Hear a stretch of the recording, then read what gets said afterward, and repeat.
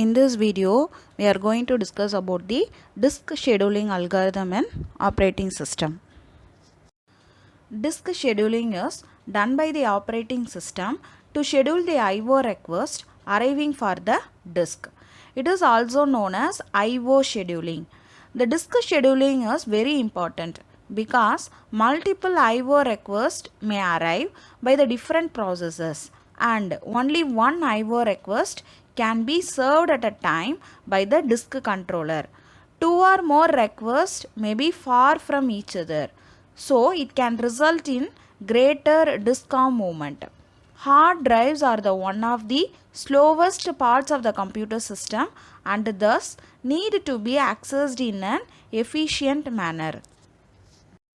There are many disk scheduling algorithms, but before discussing them, we need to understand some important terms. Seek time. Seek time is the time taken to locate the disk arm to a specified track where the data is to be read or write. Rotational latency. It is the time taken by the desired sector of the disk to rotate into a position so that it can access the read or write heads. Transfer time. It is the time to transfer the data. It depends on the rotating speed of the disk and the number of bytes to be transferred. Disk access time. It is the sum of seek time, rotational latency and the transfer time.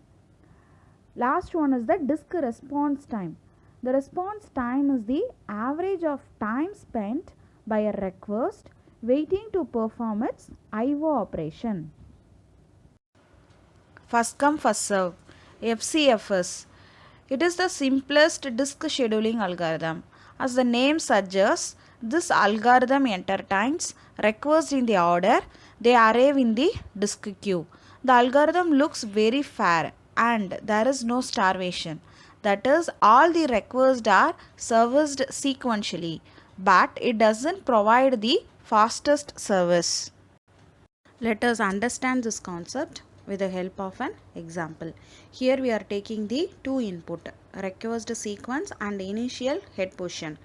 The given request sequence are 176, 79, 34, 60, 92, 11, 41 and 114.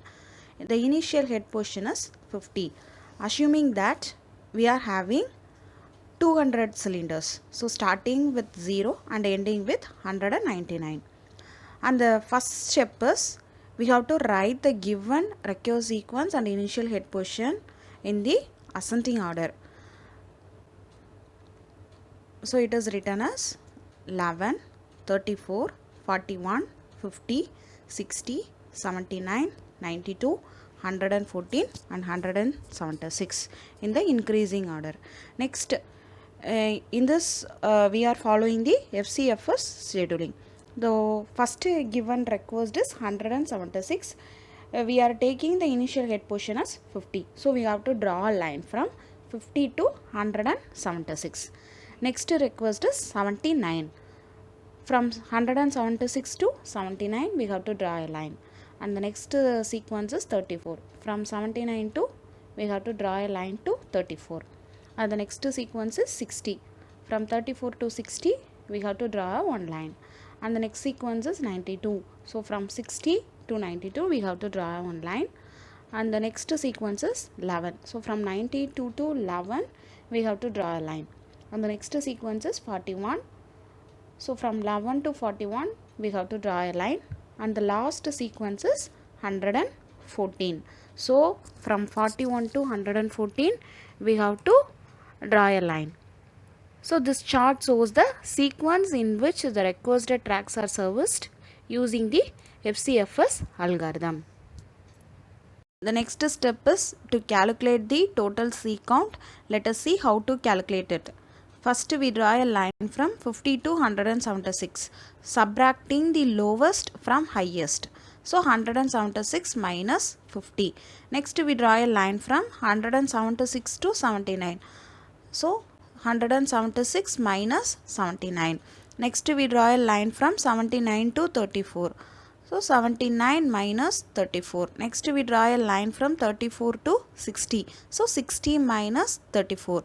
We have to perform this calculation until reach our last request. After calculating this, we have to add all the request sequence what we are calculating. So the final total C count for this given input sequence is 510.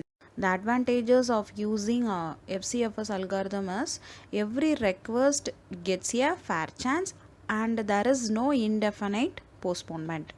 And the disadvantages are it doesn't try to optimize a seek time and it may not provide the best possible service. Thank you for listening. Thank you very much.